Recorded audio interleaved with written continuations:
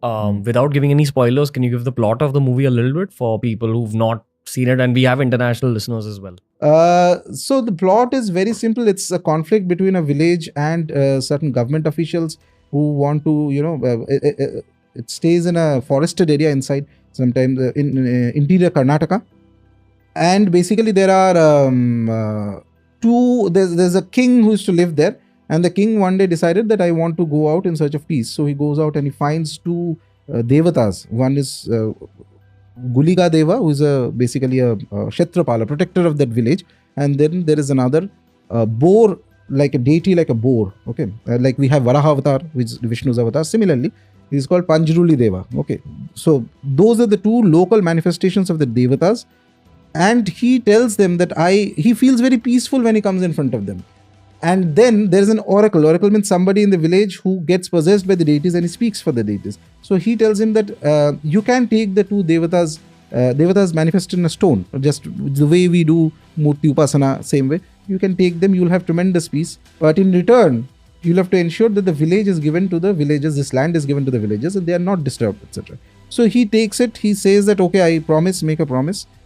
And then the gods tell him that if you break this promise, or later generation anybody breaks this promise, then the Kshetrapala is not going to leave you. So if you make a promise to a deity, it's a very serious matter. It's not like human beings. Then eventually the movie goes into that there are later generations of that individual who wants to, he's dead, then a few generations later, they want that forest land back because it's very high priced, they can sell it and things like that. That lends into a conflict with the villagers. So this is how does this conflict gets resolved is the movie. While in the process, the main protagonist of the movie, he is somebody who belongs to a family of these priests who gets the devata, the avesham of the deity, and he tries to run away from his destiny. He doesn't want to do that. The movie shows that he has no interest in it. Everything else he is doing in life, but the moment he's asked to do that, he says, no, I don't want to do that. Okay.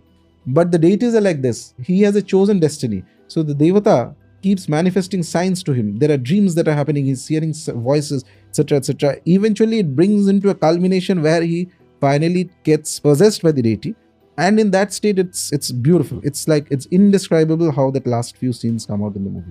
Okay. So that's why I think it's a wonderful movie. So eventually, at the higher stages, the person realizes that even his efforts are not his efforts. It is he or she whom he is worshipping, the devata, the god, whoever is.